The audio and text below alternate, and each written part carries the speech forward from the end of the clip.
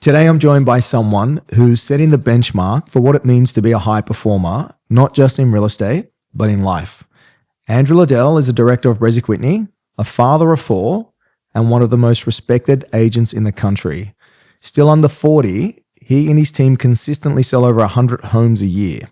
He was recently ranked the number 10 agent in Australia and was a standout speaker at ARIC last year. I also think there's maybe 80,000 agents in the country, just for some perspective there. I think we'd have to fact check that. But what really sets Andrew apart is how grounded he is. In that ARIC talk, he said that if there was a ranking for partners, his wife would be number 1. And that tells you everything about who he is.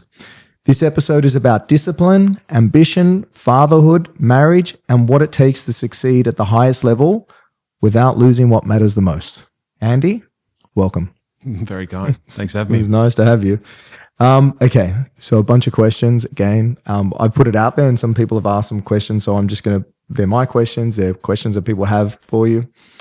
Okay, but let's start with this. When was the last time you felt completely out of your depth?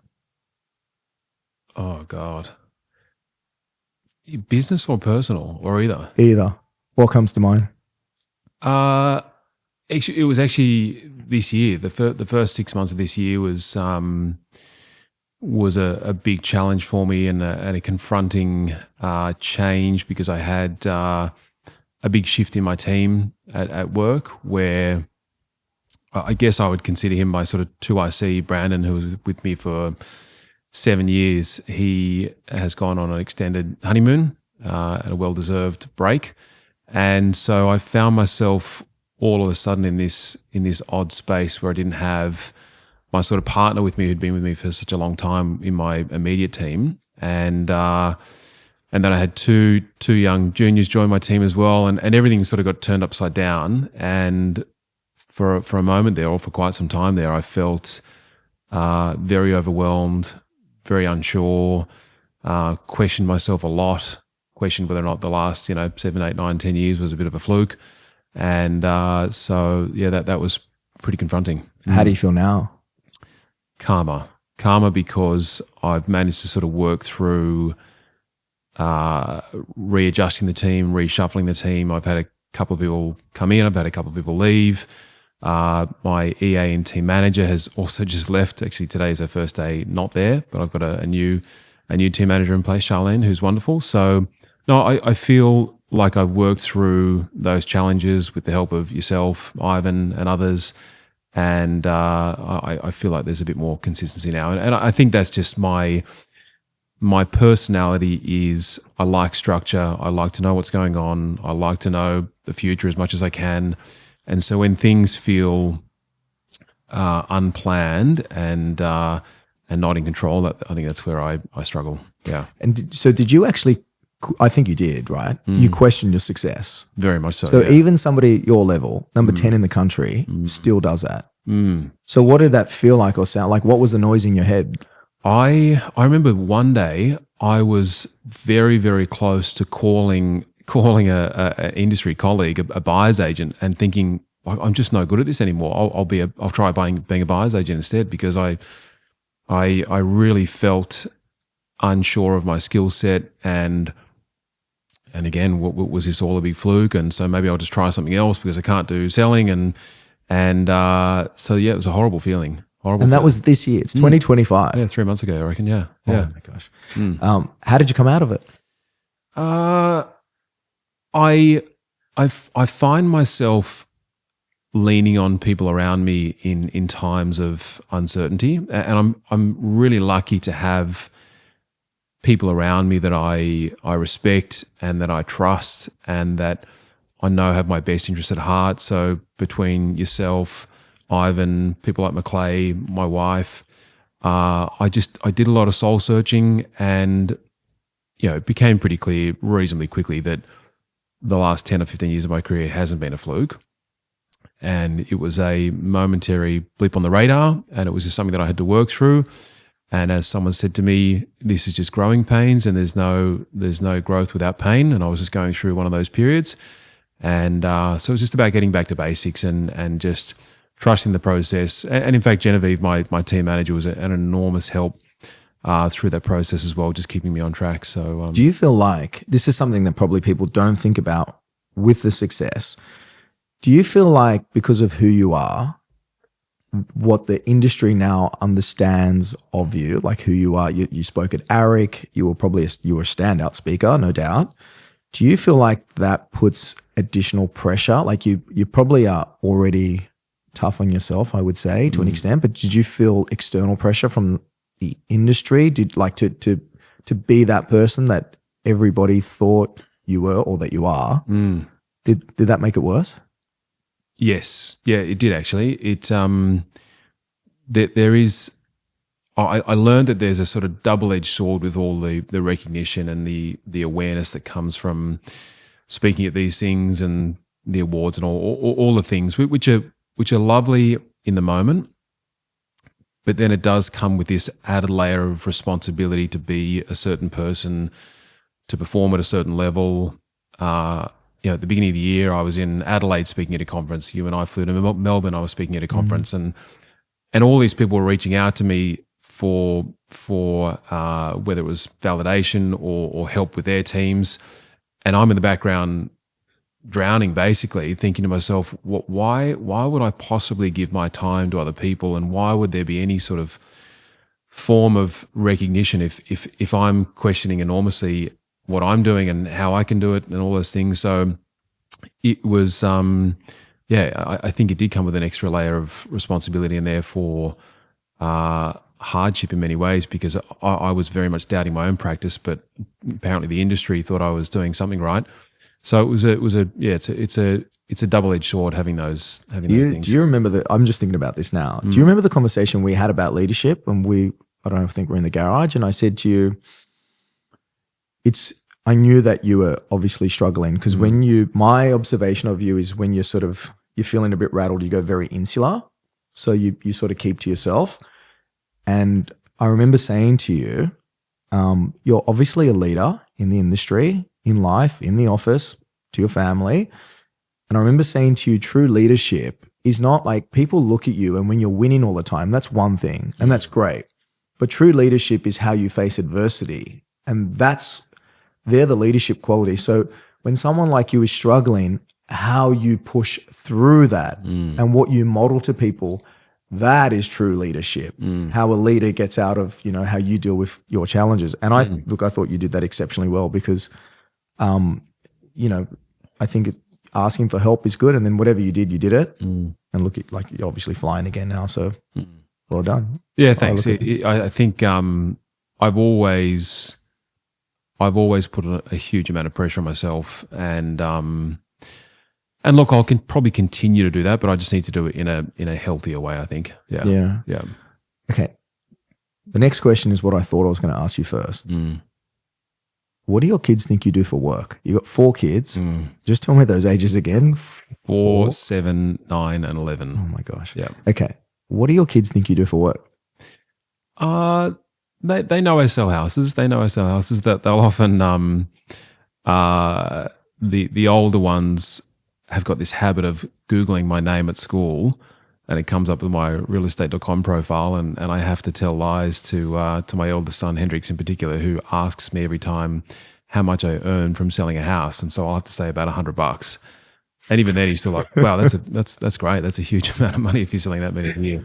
But no, look, they know I'm in real estate. They know I sell houses. They know I work hard, and I think they know that Amy and I are doing our best to provide the best upbringing we can for them. Yeah, I think what's funny. I think Oscar, my son, said to me one day, like, he knows that I sell houses too, but I think I got home and he said, "How many houses did you sell today?" And I said, "None." And he goes, "Why'd you go to work for?" I was like, oh my gosh. Okay, so you're still under 40. You've hit huge career milestones. Is there something else that you're chasing? No.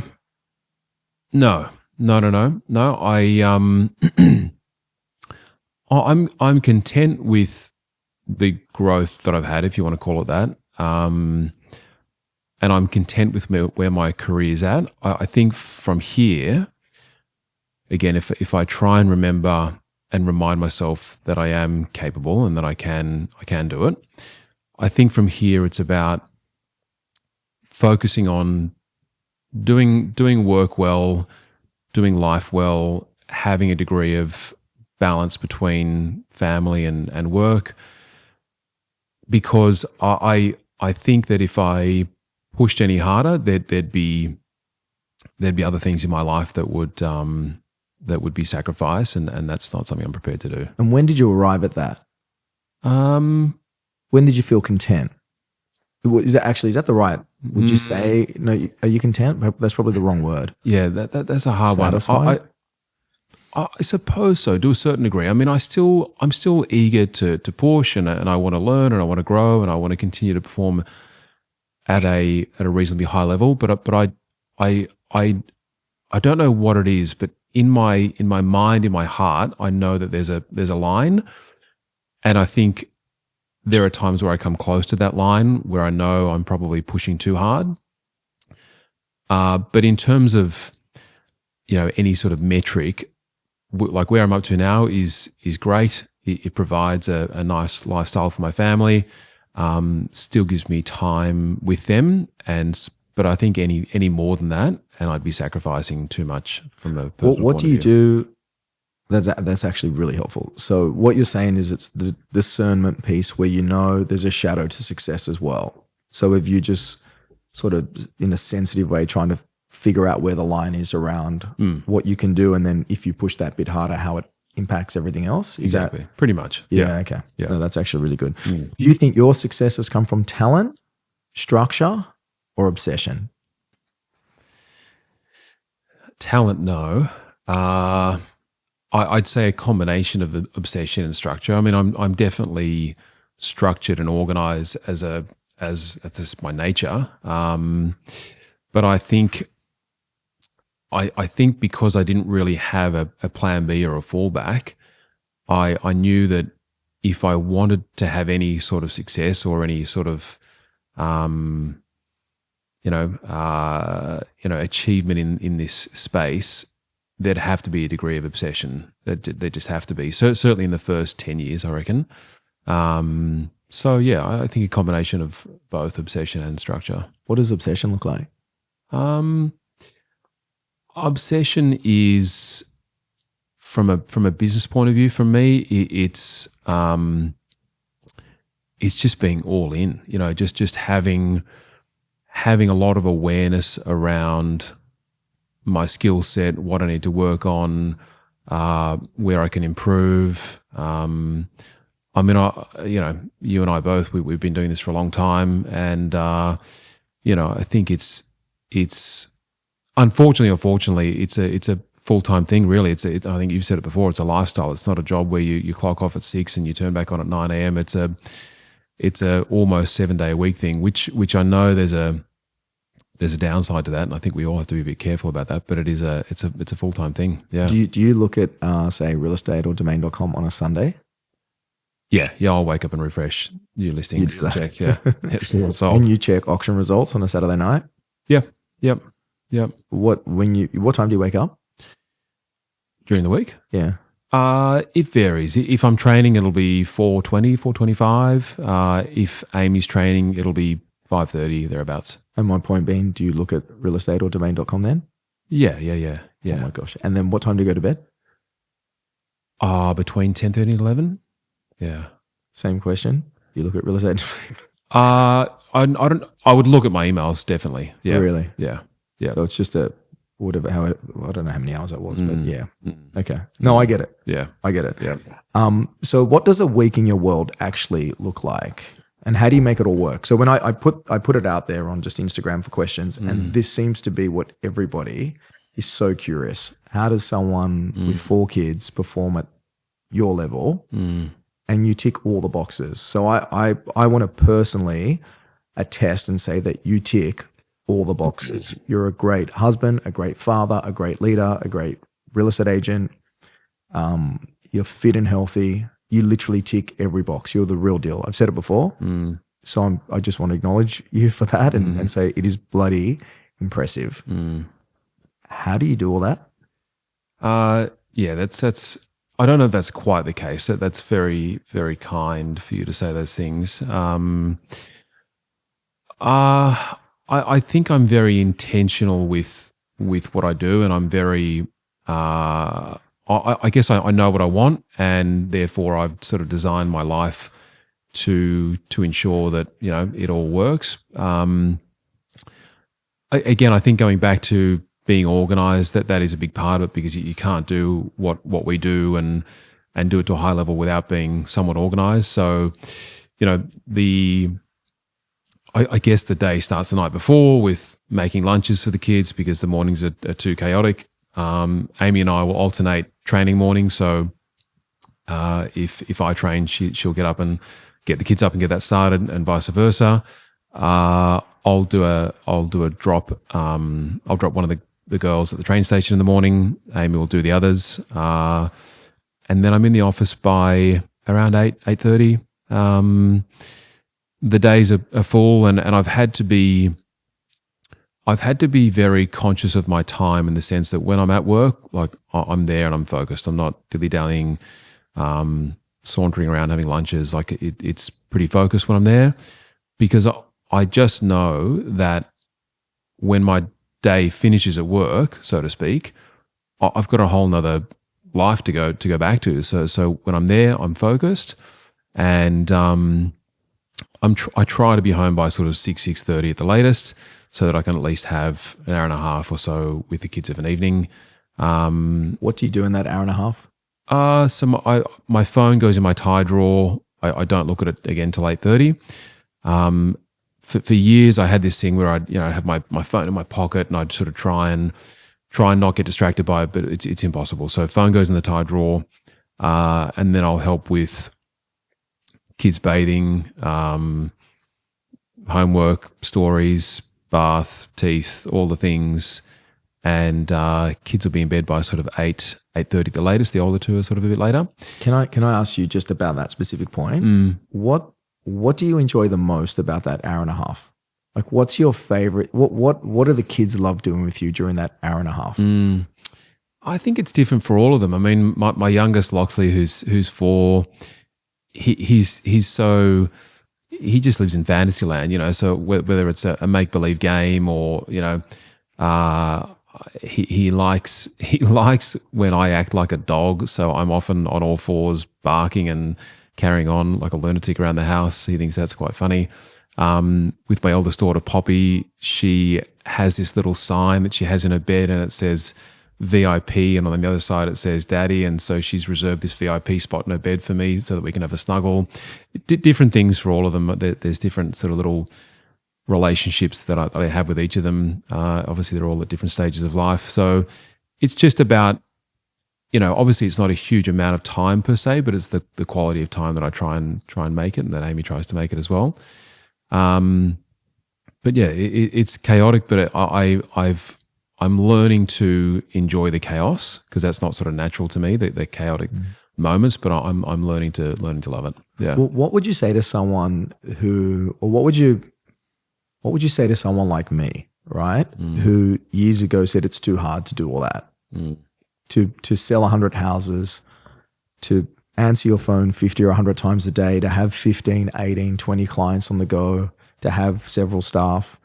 What would you say to somebody like me, who I would have said that's not possible, but you're actually doing it? What advice would you give me? Look, I think it is. I think it's possible, but I also think you just have to be aware of all the buckets of life and the time that you're giving, and look, there's no doubt it's consuming, it's exhausting, it's very challenging, but I think it is possible. I think you just have to be structured and organized, and I think you and your partner need to have a really good level of communication around everything. Who's doing what the week looks like. We're also in the middle of a renovation, so that's taking up a lot of our time and energy.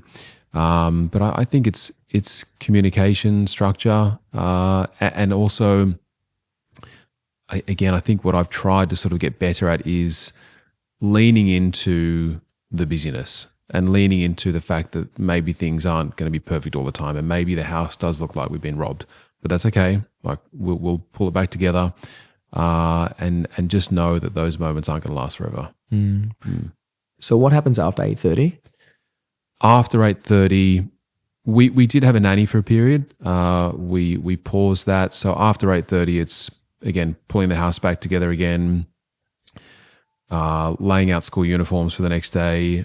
I'll do lunches whilst Amy, I don't know, she might be folding washing, or she's looking through, the schedule for the renovation and what's happening this week and what's to be ordered and what decisions we need to make. So lunches, Amy and I'll try and eat something at like 9 o'clock. It's not great. It's pretty late. And then go again for the next day. Yeah. That's unbelievable. It's busy. Okay.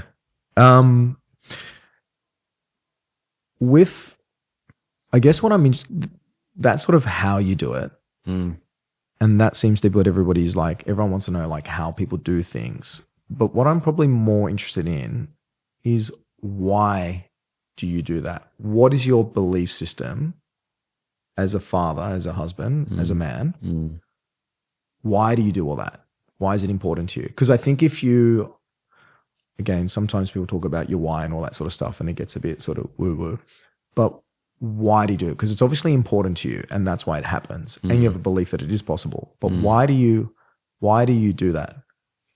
Why is your family and your health and your wife and kids and everything, like all these things, why is it important to you? I think I was very fortunate to have been brought up in a household where I guess standards were high. My parents, if I think about my parents, my father was and is very organized, very structured, very much held himself to a really high standard, always dressed beautifully, always spoke beautifully, always considered others. Like he was and is a wonderful role model in terms of, in my view, what it would be like to have a loyal father, partner, etc., etc. My mother was and is very much a believer in, she really championed her children, myself, my brother, and my sister. And so I think I was really lucky to grow up in a household where we were supported. We were surrounded by high standards. We were expected to have high standards of ourselves. And so I think I had this childhood where I guess I subconsciously thought, well, that's a childhood that I'd love to create for my own family. So, a beautiful home. We're lucky enough to have, sort of worked our way up to a lovely home. Amy and I are really proud of the space, so therefore we keep it tidy, and that's what we'd like to demonstrate to our children.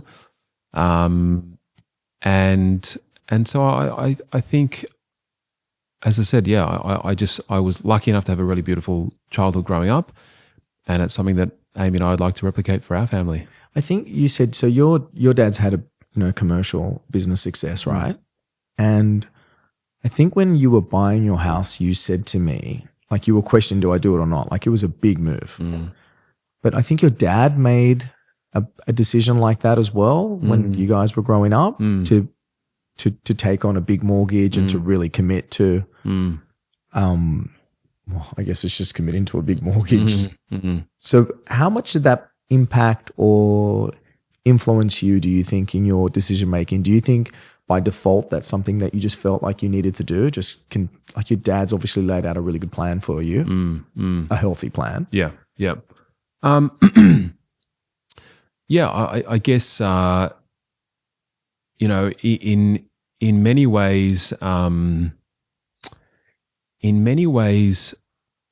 my father is not a super emotional character, but I've always had this determination to make him proud, and I guess part of that plan or part of that process is to demonstrate to him that I could do what he did, which was, again, provide this beautiful life, a life of choice. Like my dad always talked about, the real success in life is having choice.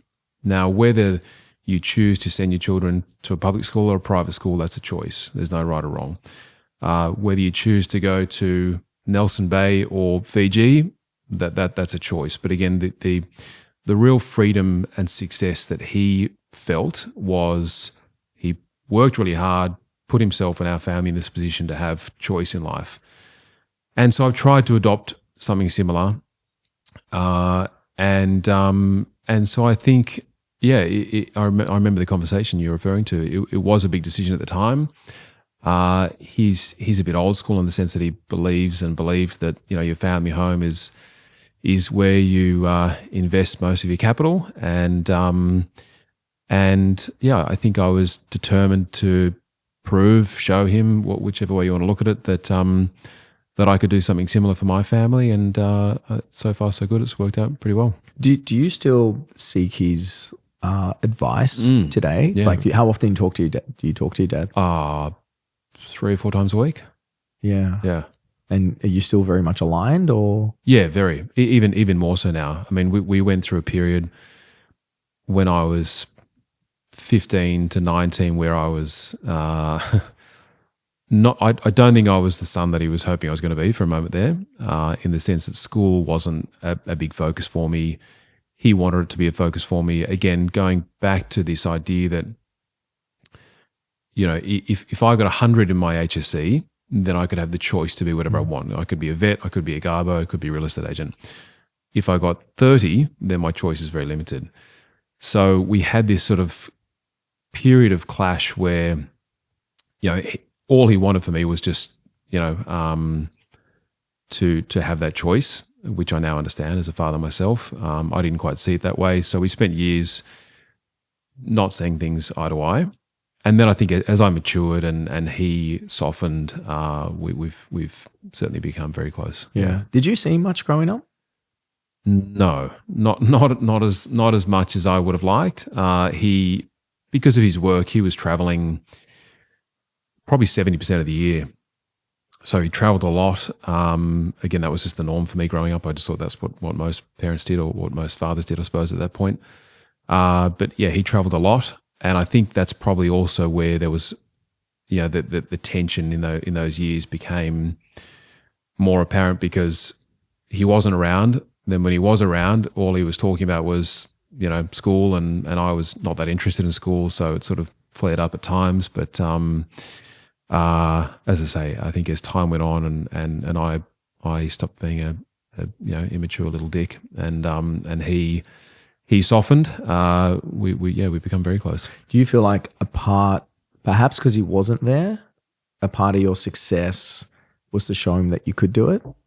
Yeah. I'm just trying to relate that back to, I think for a lot of men, so I can only speak for men here, for a lot of us that didn't see our dads growing up, it's one of the ways that we seek their love and validation by showing them that, look, we can do it. Yeah. We can do it. Yeah. Do you feel a bit of that? Definitely. Yeah. Definitely. There's, I mean, even still today, even though I don't think I necessarily need his validation as much, I'm still determined to make him proud. Yeah. Yeah. That's nice.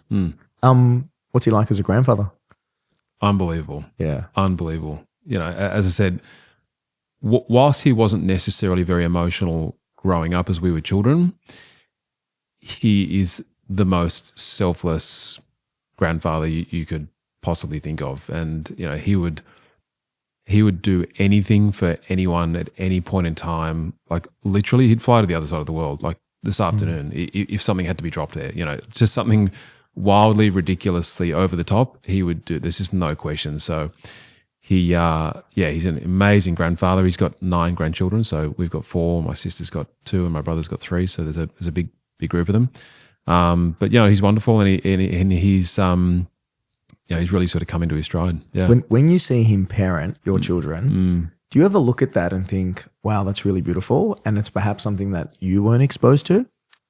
Yes, definitely. But I don't think that's necessarily that uncommon. I think when you're a parent yourself and you're in the thick of it and you're grinding day to day, it's harder to sort of step back and see, all the wonderful things, because it is busy and it's chaotic and it's stressful at times.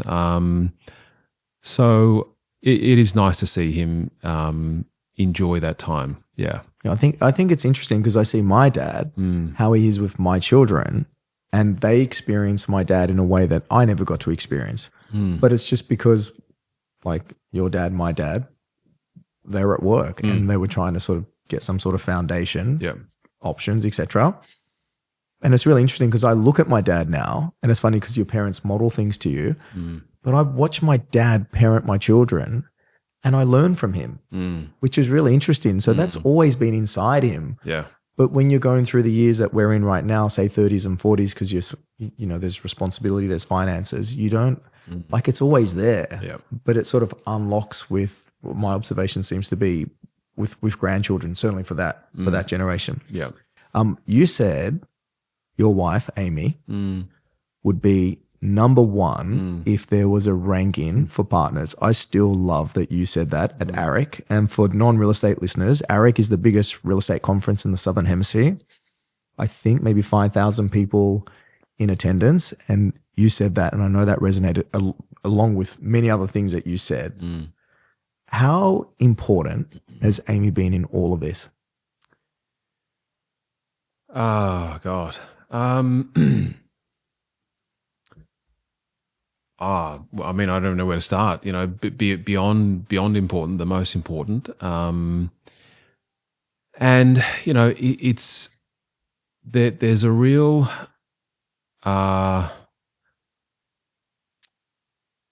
there's a real sort of I don't know how to describe it, but it's almost a the double-edged sword with the success that I've had is lovely, but it almost highlights even more so the sacrifice that Amy's had to make. So I'm very conscious that I know she's proud of me, but I don't know, in many ways, I suppose in a weird way, the more recognition I've had, again, it sort of highlights that Amy has been, there from the beginning, sacrificing everything. Like the other day when those awards came out, I know she's gotten cranky with me in the past for not mentioning it, and someone else has mentioned it to her. Oh, congratulations, Andrew, on your award, whatever. So I went home and I said to her, look, I'm just going to tell you this because I know you've gotten cranky with me in the past for it not coming from me, but just a heads up, this is what came out today in the media. And so I'm just aware that she really has in many ways put her life and her career on hold for my work, which is incredibly demanding, but also our children. We've got four kids, and so we're going through this sort of phase now where it really has been a huge sacrifice for Amy. She's in many ways lost her identity, because it has been, the Andrew Liddell real estate show and the Hendricks, Poppy, Olive and Loxley show. And so in many ways, we're trying to work out now how we sort of rebuild Amy's world, which I'm very eager to help her with. But in answer to your question, it's none of this would be possible without her. I think, reflecting on your and Chloe's podcast a few weeks ago, I do think it would be really challenging to be married to an agent because it's very consuming. To do it to a high level, it's a lot of hours. It is phone calls at awkward times. And so I think to be married to an agent is a job in itself, really. And yes, it comes with, some nice things along the way as well. But I think in terms of, Amy in many ways has put her life on hold for me and for our children, and has never once complained about it, never once said this is not what I wanted. But I'm very aware of that and very appreciative of that. But I would hate for us as a couple to get to a point down the track where I've been, sort of blind to it, and any sort of resentment or anything like that builds up. That's sort of my worst nightmare. So when you say Amy's lost her identity, what's her identity now? Well, her identity now is a mother. She's a mum. Yeah. And a phenomenal mother. But I would like to think that there's more to it than just being a mother. And being a mother is, the ultimate responsibility. And again, going back to my comment at Arik, if there was some sort of award system or ranking system, it should be undisputed, number one. You know something, I don't know if I told you this, but on the comment of being a mum, just a moment, like a light bulb moment that happened to me, it was maybe a month ago. So my son, Oscar, went to school camp, but he's only 7, so he's young. I think most kids go to school camp at 10. So he was going to camp and there was going to be no contact for 3 days. So we were all like, we were a bit rattled. Chloe and I were a bit rattled, thinking, how are we going to do this? But there was something that happened. The morning we said goodbye to him and he was getting on the bus, I could see that Oscar, I'd sort of already not lost it, but geez, I was trying not to cry because that's how I felt. Chloe did very well. But Oscar got on the bus and I felt like he demonstrated this vulnerability but strength at the same time. He was trying not to cry and he was getting on the bus. And I'm there and Chloe's there. And as he's getting on the bus, there's a queue, right? So he's getting on very slowly. So I'm watching my son, 7 years old, in his most vulnerable state I personally think that I've ever seen him.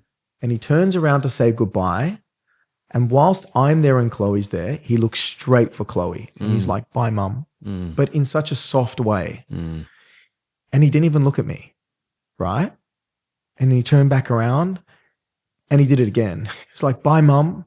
And that time he sort of caught eyes with me. And he's like, oh, bye, dad. Turned around. He did it 4 times. And I looked in that moment and I saw my son connect with his mum. And I was just like, if being a mum is not the most important job in the world, I don't know what is.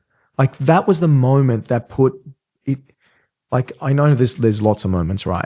But that one moment there, and I don't know if I saw myself in Oscar as a 7-year-old, but I looked at Oscar and the way he turned to his mum, there was just something inside me that said, being a mum is the most important job in the world.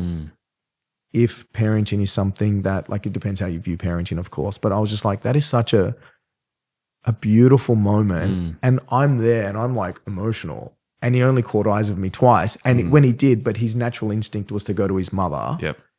And in that moment, he was looking out for his mother. Perhaps he felt safe. I don't know what emotions he was feeling, but he went to his mum. And I was like, wow, what a role. So that was a really interesting thing for me to experience. Yeah. What's one lesson you've learned from being a dad that's made you better at business?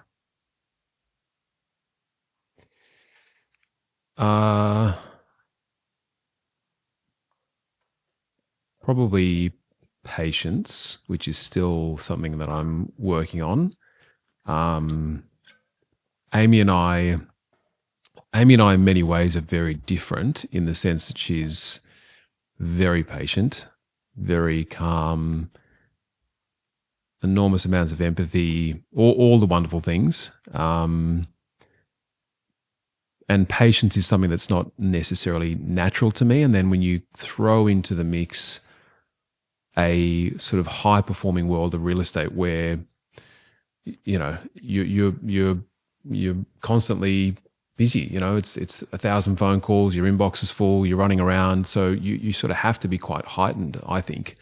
But having children, has taught me to be patient or being better at being patient, which I've had to transfer into my real estate world, because not every situation does require that intensity, and some clients or some colleagues do need more time. And so, I think patience is probably on the topic of patience, can you give me an example specifically relating to your kids? One of the last times that you were patient and you're proud of?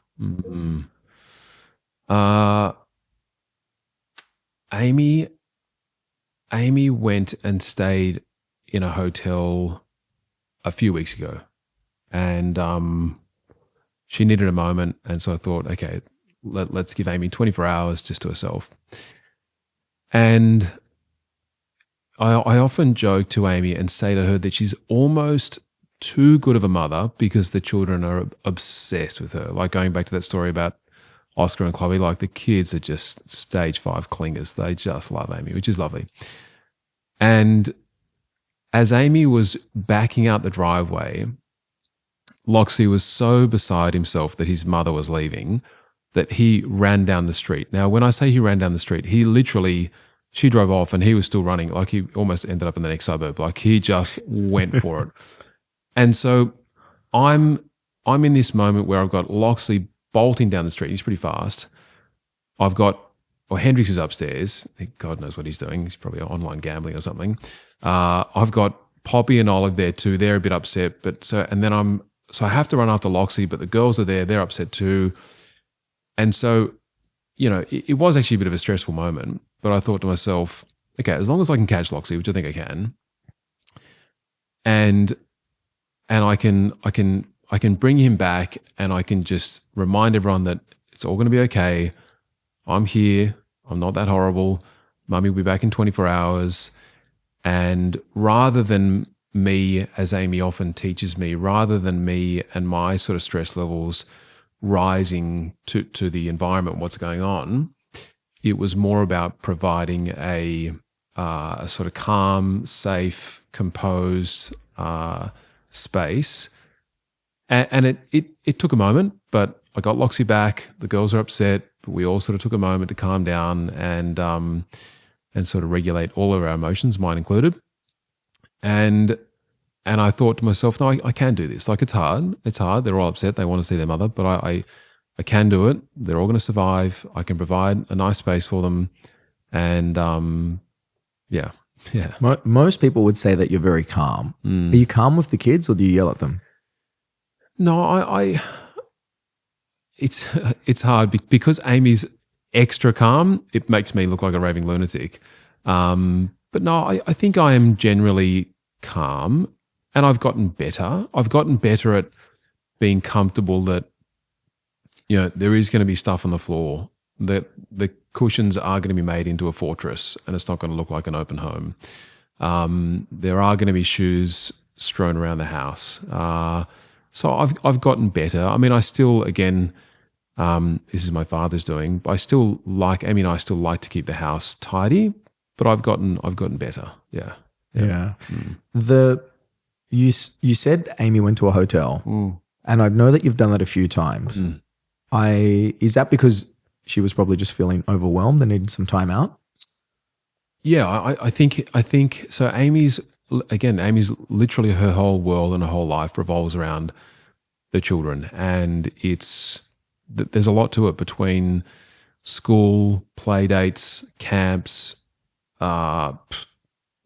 swimming, gymnastics, the 56 other things that have got to happen in the space of 24 hours. It's very overwhelming.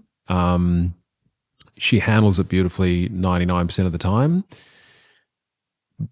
But I'm very aware that, and I think I've heard this on a podcast, where, typically a man's brain and a woman's brain operates very differently, right? To the point where most men will go to bed, whether they read or scroll on their phone or whatever they do, and it sort of lights out, like, there's not much more to it.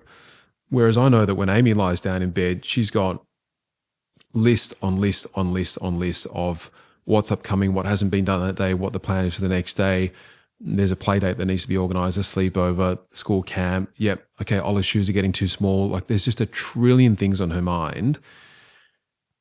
And, I try and take some of that away from her in terms of, how we sort of divvy up life.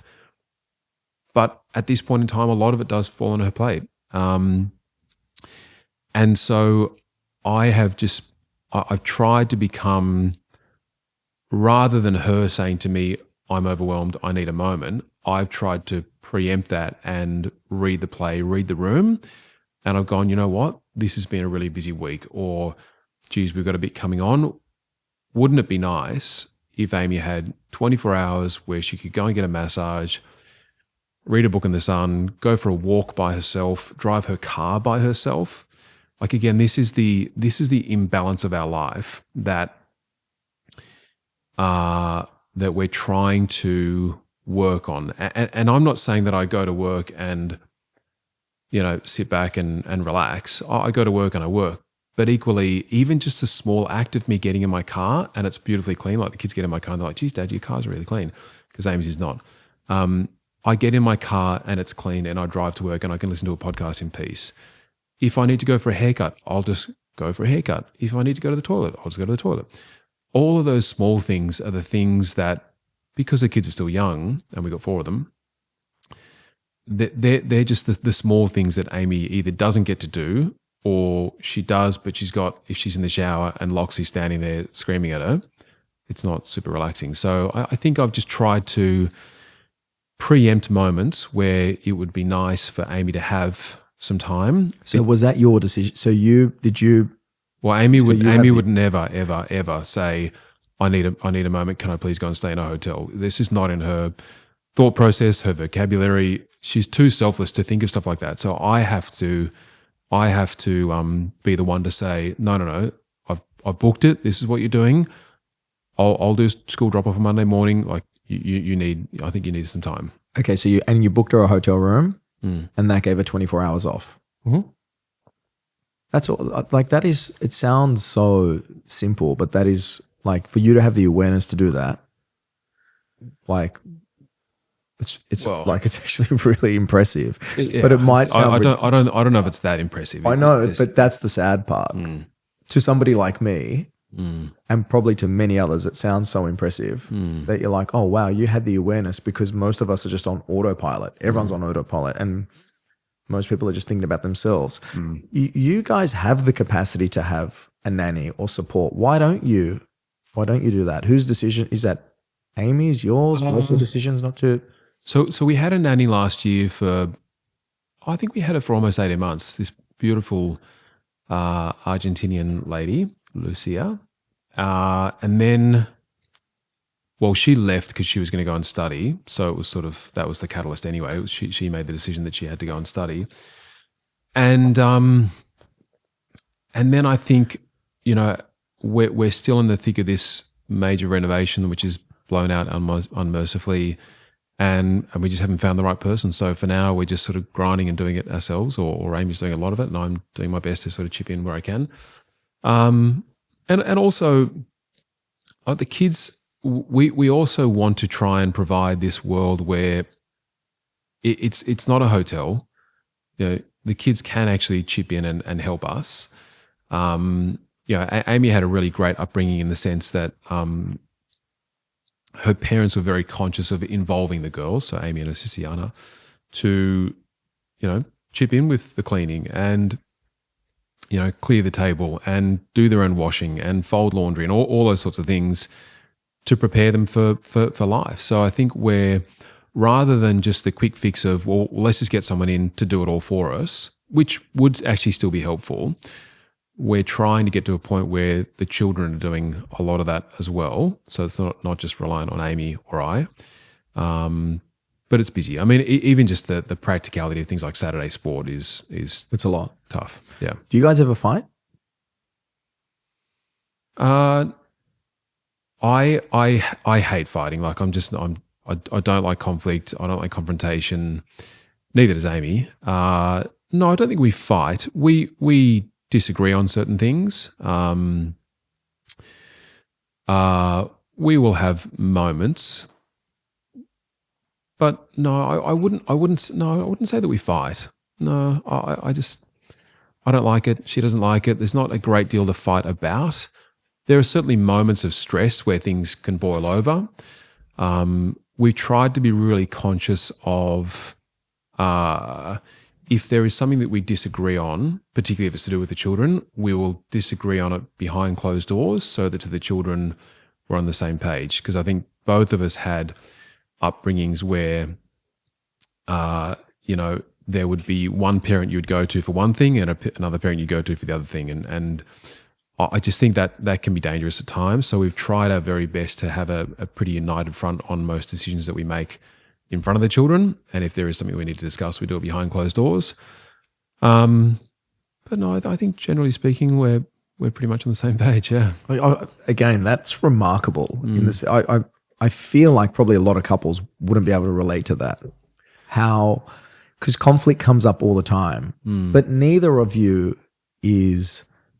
I wouldn't describe either of you as passive people. You're both independently strong, is what I would say. But you just seem to have this. You're a team, and underlying respect for one another.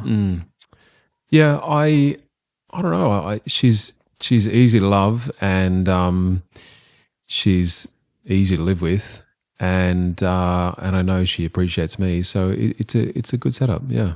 So you feel like you found your balance? I think so, as much as we can, as much as you can with a busy, consistent life. Yeah. And what do you have hobbies, or does Amy have hobbies? No. That is one thing that probably is a downfall for each of us. I mean, we train. I swim and go to the gym, and Amy does something similar. But I do think it would be really nice if each of us had, whether it was once a week, once a fortnight, once a month, if I played tennis with a friend, or if Amy did something, it just seems to fall by the wayside. But I think that'd be nice to do at some point. Yeah, interesting. Well, that leads me into, so like you're fit, you're consistent, you're calm under pressure. What habits are non-negotiables for you to help you stay sharp?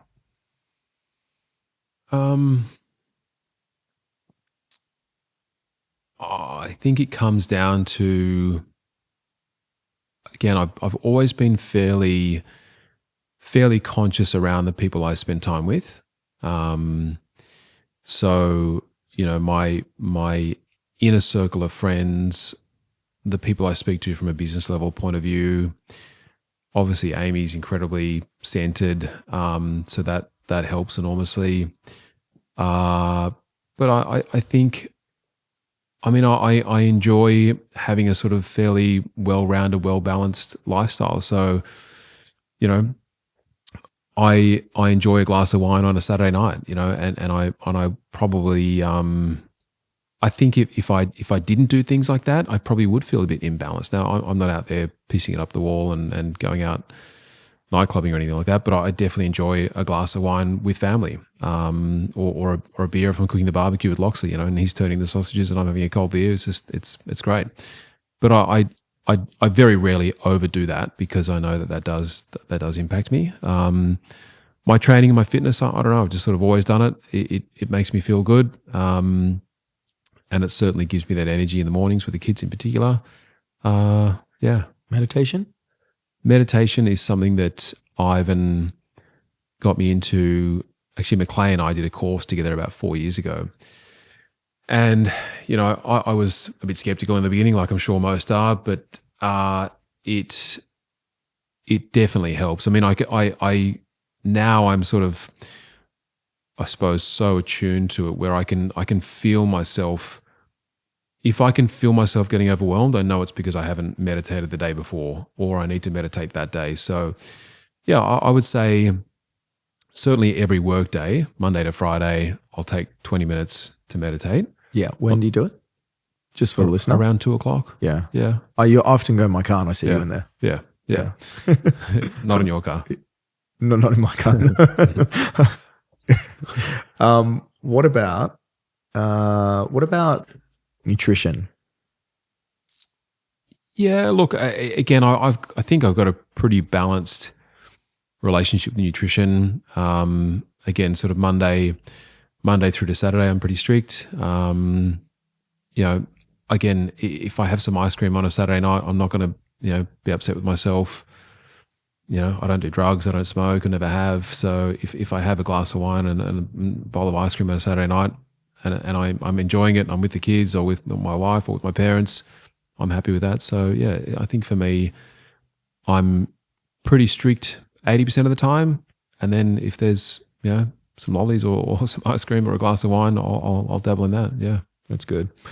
Has there ever been a moment where, just not what we discussed earlier, but has there been a point in your career where you felt serious burnout and like perhaps you couldn't carry on, which was more from perhaps like a workload type situation?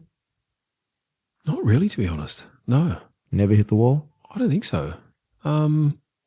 I can't recall, like nothing comes to mind when you say that. I certainly get tired at points. But I feel really lucky that I really enjoy what I do. It gives me energy. There are definitely times where I feel overwhelmed if I've got, too many clients, or I've had a couple of later nights that I don't love stringing together late nights. But no, I don't think I've ever got to a point where I've really felt I need a month off or I need a week off. And again, I think it probably comes back to my structure of the year is always so regimented that I know I've got, every Easter I've got, 6 days off. Every June long weekend I've got 4 or 5 days. Every July school holidays I'll take time off. Every October long weekend I'll take 5 or 6 days. Every Christmas I've got a month off. So I think because all of that stuff is so planned in advance and it's booked, it's paid for, it's in the diary, I just know that every so often I've got something to look forward to with the kids. So what, if you look into the future now, what is the very last holiday that you're going to take that you've already planned and paid for? As in, what's the next one? Not the next one, but how far ahead have you booked and paid for something? Is it like... Oh, you can only book 12 months in advance. So we were just away for June long weekend in Kangaroo Valley. As soon as I got back to work on the Wednesday, I booked the same place for the next June long weekend. So you got Christmas sorted, obviously. Yep. Easter next year already sorted and paid for? Well, Easter next year, because the house will be finished, we're going to do Easter at the house. Okay. Yeah. But you've thought about it. Yeah, very much so. And you've sorted the long weekend as well. Mm-hmm. Booked and paid for. Correct. Yep. Jeez, you're organised. Yeah. Okay. Yeah. What about motivation? What about when it drops? How do you reset? How do you stay motivated? I think my motivation levels, they don't really sort of, I wouldn't say they drop considerably. I suppose Amy and I have created a certain sort of lifestyle where, we've got 4 kids, 2 of them are at private schools. We've got a reasonably big mortgage, and I've got a big team at work. So no, I don't think motivation for me is an issue. I enjoy what I do. It's become more enjoyable over the years as I've built a degree of profile and runs on the board. We've got a beautiful office that we go to every day, which is such a privilege, and I love the people I work with. So no, I don't think my motivation wanes that much. It's interesting because I feel like you've got to a point, perhaps me too, as well, but we sort of got there in a really boring way. Like we just stacked good habits. So it's not like either one of us had this monumental increase. Spike, yeah. And then we've never had that either. We just, in a very boring, consistent, stable way, just stacked good habits. What was there a pivotal point in your career? Like if you had to look at your career, was there a moment somewhere in time where things just click for you? Not really, but I think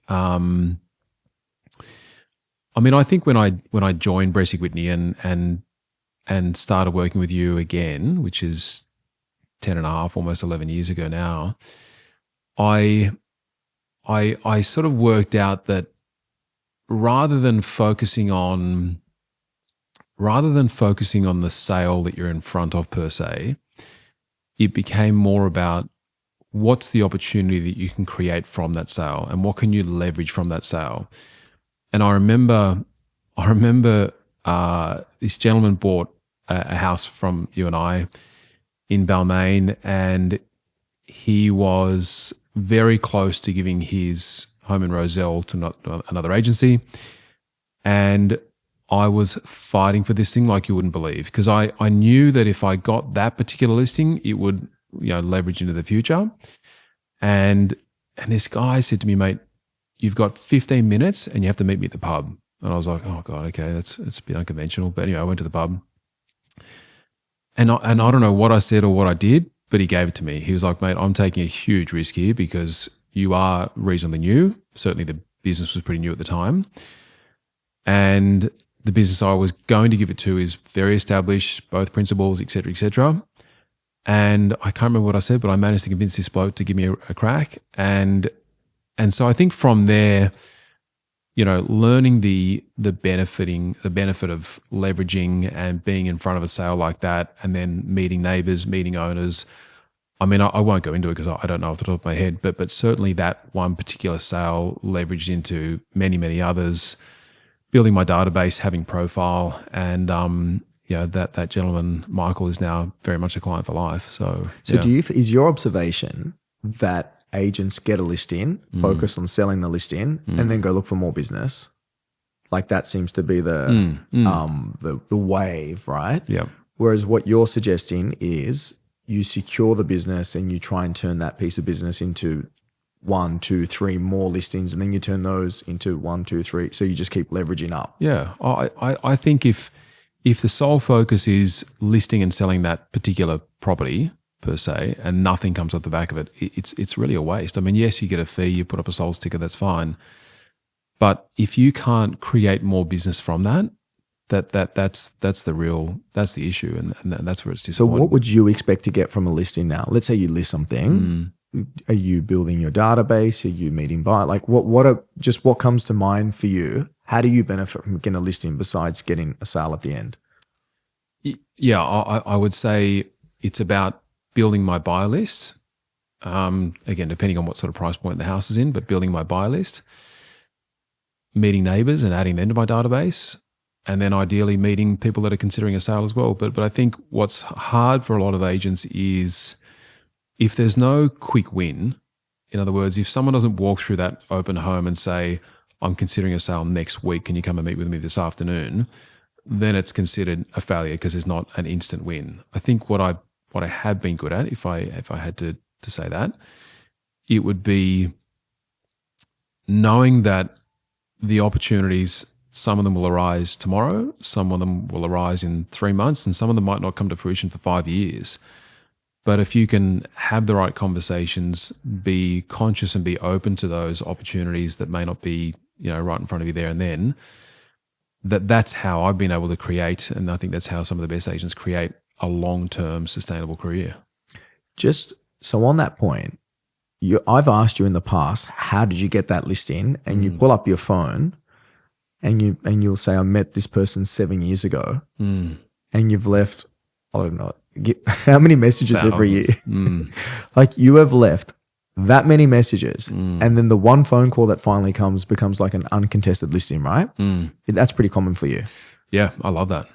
So you keep in touch with someone's voicemail system almost. I don't know how you do it without feeling like you're harassing somebody. Well, until they told me to stop calling, I'll just keep calling. But it works, right? Yeah, so you'll leave messages, you'll add value, you tell them what's happening in the street, and you make so many of those calls every day, don't you? You call, if I list something, you've already called the street. I think I had to be that way because in the beginning, if I was called into a listing opportunity as someone that had only been doing it for 5 years with not much of a track record, and all my competitors were principals and business owners, I didn't have a great deal to offer. So my thought was, well, I'm just going to have to do this the long way around, which is For many years, I would prefer someone to say, I'm not considering selling for 2 years. That'd be a win to me. For most agents, that'd be painful and you'd probably forget about it. But because I didn't have a great deal to offer initially with no track record, no runs on the board, et cetera, my thought was, well, I'll just build a relationship over the next 2 years, add value, tell them about other agents' listings, offer to bid for them at auction, et cetera. And then hopefully in 2 years' time, I'm still there standing there calling their voicemail and everyone else has forgotten about them. It's unbelievable. It's unbelievable. The proof's in the pudding. So you lead your team. You still perform at the highest level and you've got a big name. So how do you manage all of that without losing yourself? What do you mean by losing myself? Well, I think there's a couple of layers to it when I thought about this question. How do you, ego could hijack you, no doubt. Sometimes you just life pulls you in different directions and then you sort of end up somewhere and you're like, what am I doing? Or how did I end up here? So what about your ego? Actually, why don't you have an ego? I think that's fair. I know you well enough to say that. Why? How come someone with your level of success, you are one of the most humble, nicest, beautiful humans I've ever met? How come you missed that piece? I think to me, ego is ugly. Having an ego is, I don't know. It's just never. Whenever I see it, whenever I hear it, it's just always been something that I've sort of turned my nose up at.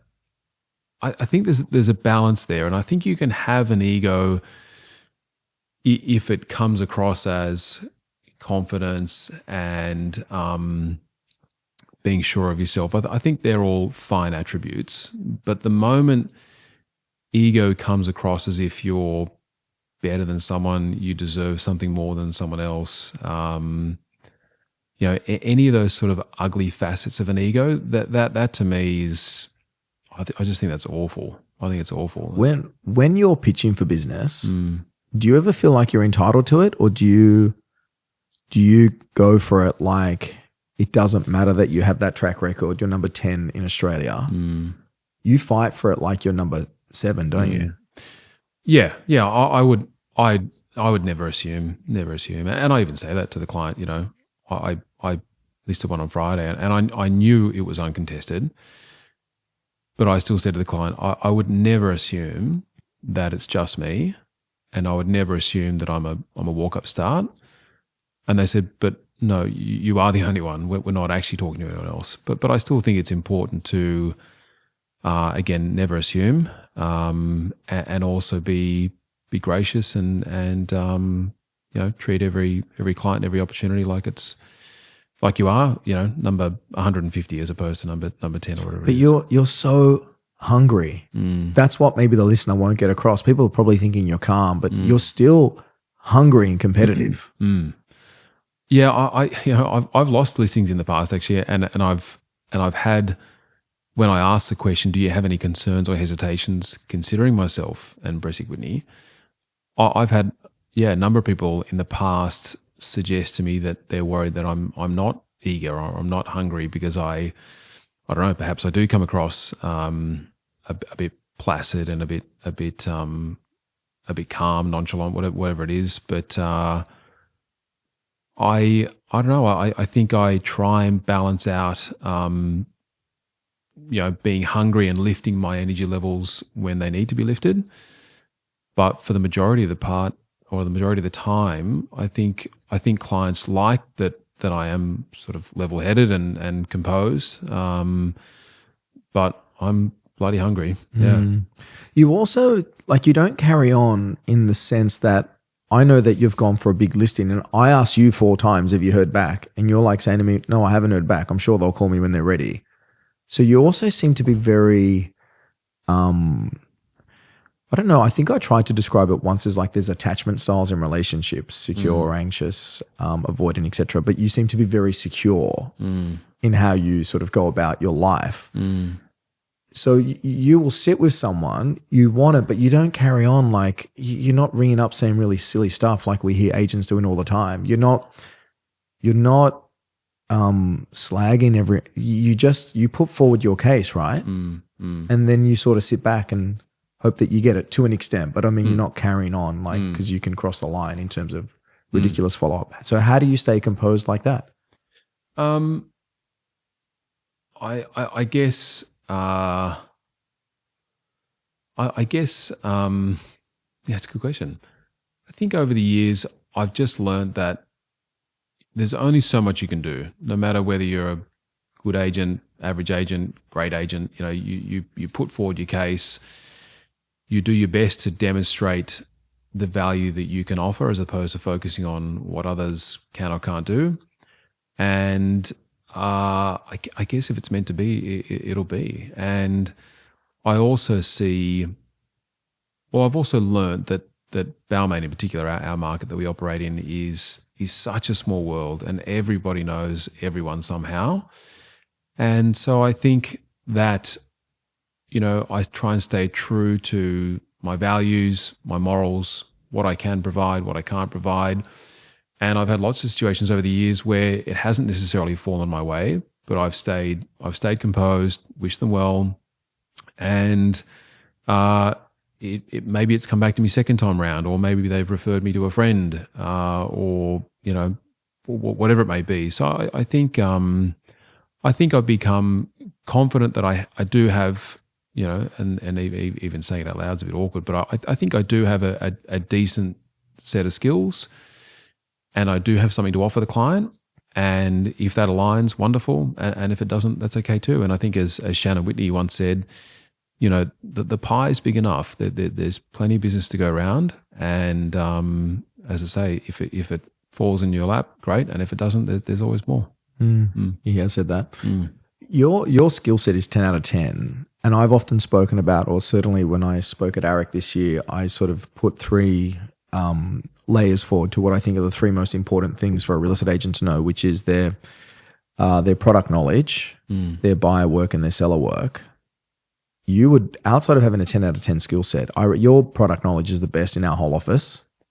It is. Yeah? Oh, Zach's is pretty good. Yeah. But still, for someone at your level, your product knowledge is exceptional. I mean, this is just for the listener to understand where you're at, because it would be hard. I don't know how I would compete against you if we weren't partners. I don't know what I would say. I'm sure there's maybe something, right? But I don't know. How do you go against someone who's got a 10 out of 10 skill set, has market knowledge that is a 9.5 out of 10? Your buyer work is a 9. You know every buyer. It's unbelievable how you can piece together the market. And then obviously your seller work, you're leaving messages for 7 years straight.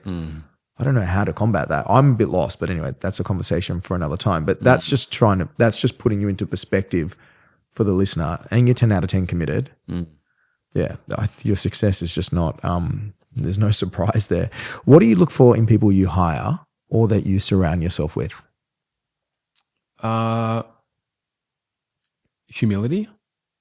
I like people that want to learn. I like people that don't think they're perhaps ahead of where they really are.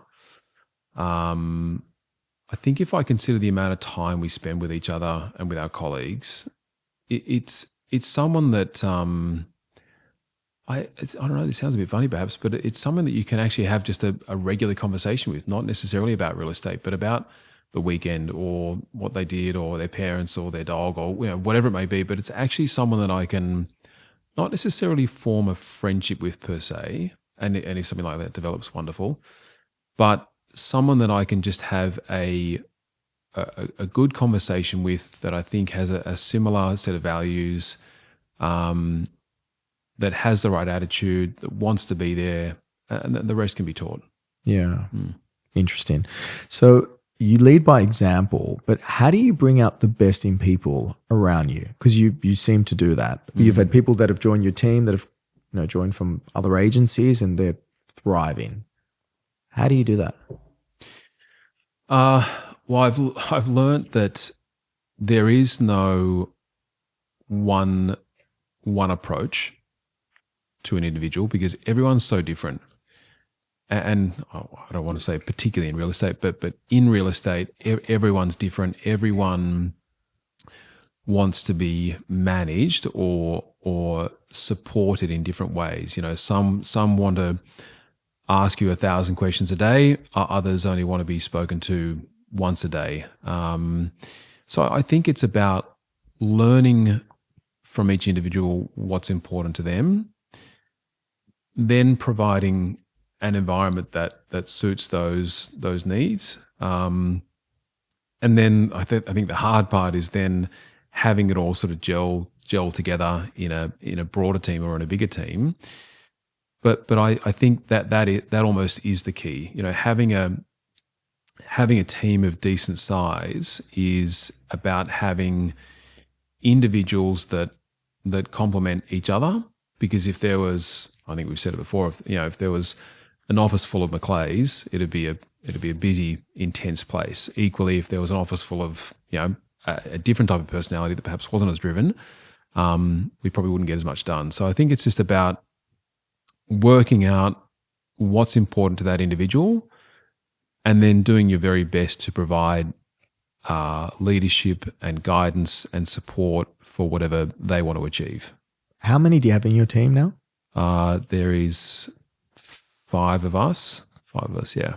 Yeah. You know, something that's interesting. I wanted to share this with you. I'll share it now. So I went to dinner with my team last night, and I just had a moment while I was sitting there, and there's Danny, my EA, there's Jack Parry, who's doing exceptionally well. There's Jasmine Anglesey, who's doing exceptionally well. And there's Troy. And I just looked at the table and I was like, how did this happen? How did I end up? And I have another staff member joining me as well in a sales agent capacity. I won't announce it until it's announced, but I just looked around and it was just like a bit of a surreal moment because I was like, how did this happen? And like, if someone asked me, how do you have such a big team? I don't know. My answer is like, it just sort of happens one step at a time. And, you know, Jack's worked with me for a while now and he's doing exceptionally well. So he has Troy as his associate. Jasmine mentioned at the table last night that she would like an associate or that's something that she's aspiring to. And I was just like, wow, this is for many years. I just almost, I don't know, it was like me and maybe an admin support person or maybe, but all of a sudden, like it's just amazing how like we grow up in real estate and now there's this huge team just sitting there and it probably will get bigger and bigger. And I think that's how the industry has also perhaps changed. And I think that was maybe a COVID thing where, you know, some agents would rather be part of like a super team because, you know, it's different to a big office, but there's more camaraderie, there's more support, there's more banter. Yeah. You know, it feels nice. Yeah. It's a big responsibility. I have come to sort of learn having a team. It's not the same, but you know, it's the responsibility of being a parent is obviously the greatest responsibility you can have. But then having people's careers and their dreams and desires at your fingertips and in your world every day is an enormous responsibility. And you can either get it right and help them realize those dreams and provide a supportive environment where they wake up in the morning and think, can't wait to get to work, or you know, you can be too selfish about it and focus on, you know, yourself and what's best for you. So it's a big responsibility, one I take really seriously. I'm doing my best. Yeah. That's actually really interesting that you say that because it is that your ability to lead also determines their enjoyment in life and what they achieve and what they can unlock from life and perhaps the options that they have. But that all comes from, you know, the leadership and our ability to build a good culture, which ultimately starts with us and who we are and what we're working towards. Yeah. I really like that. What's something you're proud of that nobody else really sees? What's something that I'm proud of that no one else sees? I don't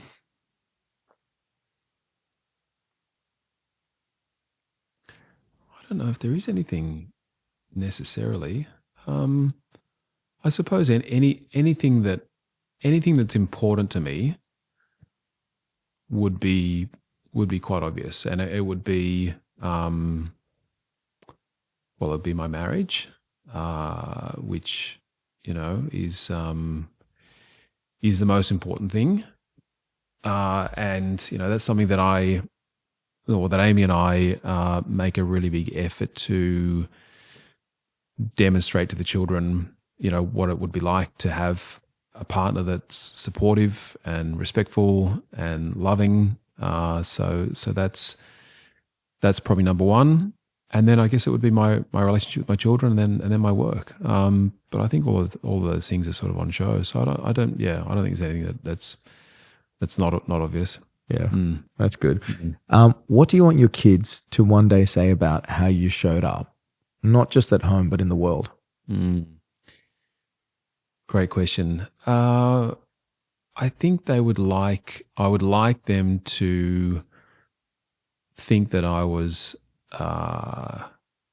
loving. Like I from an affection point of view, I really it comes naturally to me anyway. I am affectionate, and so I really try and provide to all of them a space where they feel loved and they can see love. So I think that they would never question how much I love them, how much they see me loving Amy. So that's a big one. And I guess a degree of, good old fashioned hard work, commitment, and whether that's them seeing me come back from the gym at 6 o'clock in the morning and I've already trained and I'm getting school bags sorted or whatever it may be, or from a work capacity point of view, they know. Like Hendrix and I were driving back from Kangaroo Valley a couple of weeks ago, and it was a Tuesday, so it was a work day. But rightly or wrongly, I think I probably made 25, or I was returning 25 phone calls on the way home, and he said he actually enjoyed listening to some of the conversations. But I think they're very aware that there's a level of commitment and work ethic from me, and I'd like to think that what certainly rubbed off on me watching my parents work the way they did, and so I think I'd like the same for my own children. Yeah, I love that. That's so impressive. Just two more questions. What would you say to someone listening who thinks success in real estate means sacrificing everything else? I would say that it does to a certain degree, but it also depends on, it depends on what stage of life you're at. It depends on what success looks like to you. It depends on what you're prepared to actually sacrifice on. I do believe, rightly or wrongly, that the first 5 to 7 years of a career does require a degree of sacrifice if you want to perform at a high level. But then I think it's about putting things in place around you, like a good team, like a good coach, like mentors, so that the sacrifice isn't as strong, and then working out what's important to you. Is health and fitness important to you? Is seeing your parents once a fortnight for a Sunday barbecue, is that important to you? So I don't think that it needs to be all work. I think there is a way of balancing these things. But I would also say in the first 5 to 7 years, if you want it, then there will be sacrifice. You have goals, right? And what do you have family goals, or are they just really sort of? No, they're broken up into personal and business, and they're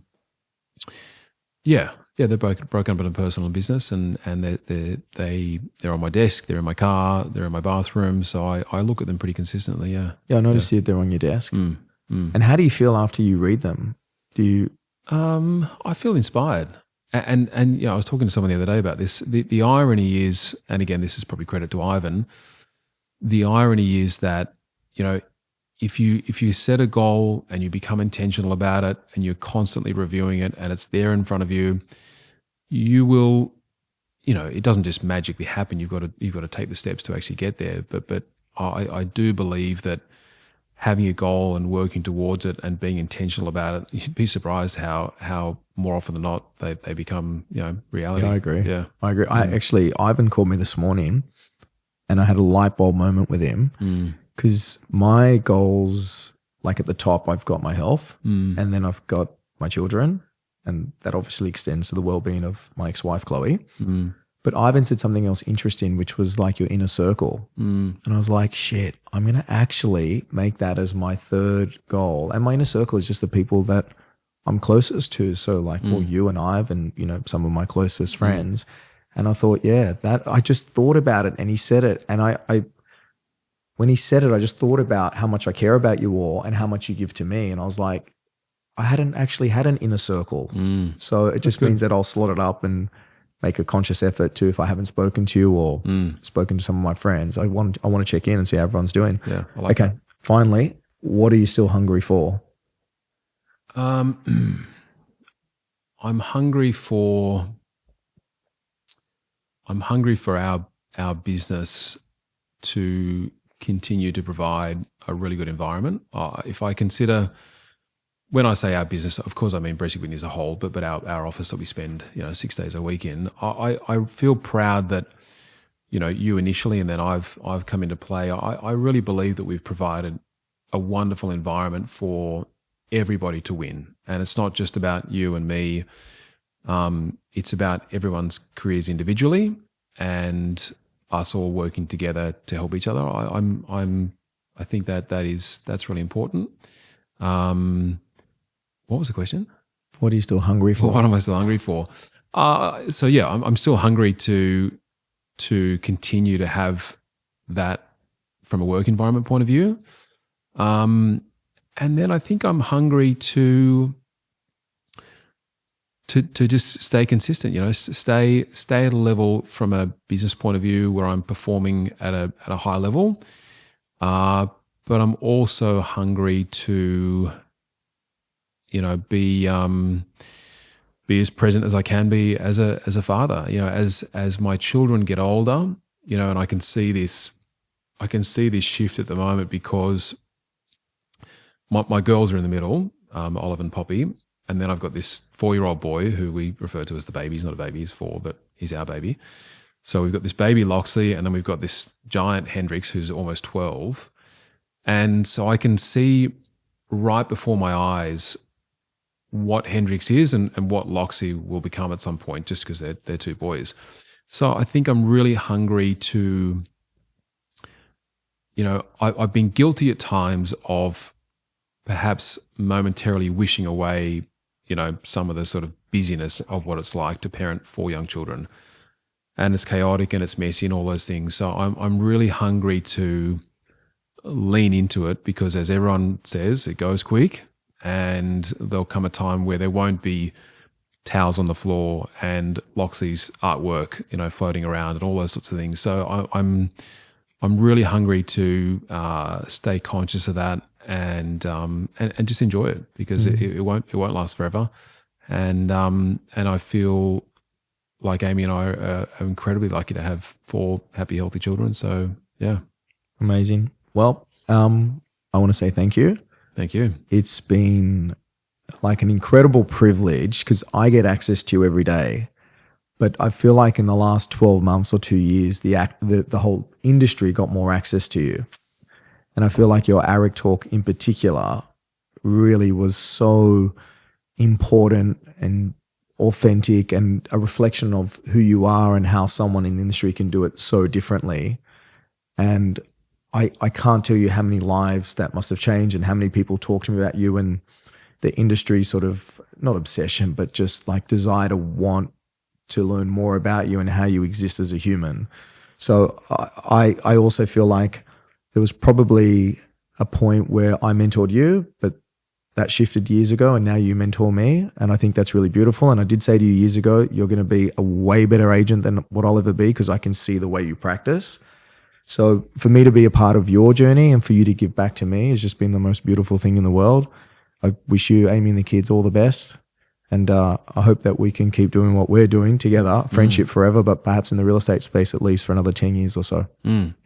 Thank you. That's very kind of you to say, and it's probably worth me just momentarily acknowledging you and the role that you've played in my life, not just work, but personally as well. And I'll never forget I'll never forget when I first became aware of you. I was like obsessed. I knew. I still know what your number plate was in your car, and I knew everything about you. And so if I consider all those years ago, this desire to even talk to someone like you, for us now to have spent as long as we have together, and for us to be as close as we are, and for you to have played such an important role in my career, but in my personal world as well, it's sort of pinched me stuff. And I think we're very lucky to have each other, but I'm certainly very lucky to have you, and I don't take it for granted. So thank you. I appreciate it. Someone asked a question, tell us about one of the fights you and Andy have had. And I was like, we've never had one. No, never. I don't think we've ever even had, like, yeah, we can disagree on things, but never had an argument. Never, like, we overlap all the time. Nothing about work, nothing about, no, maybe it's you, man. It just must be you. All right. Thank you. Thank you.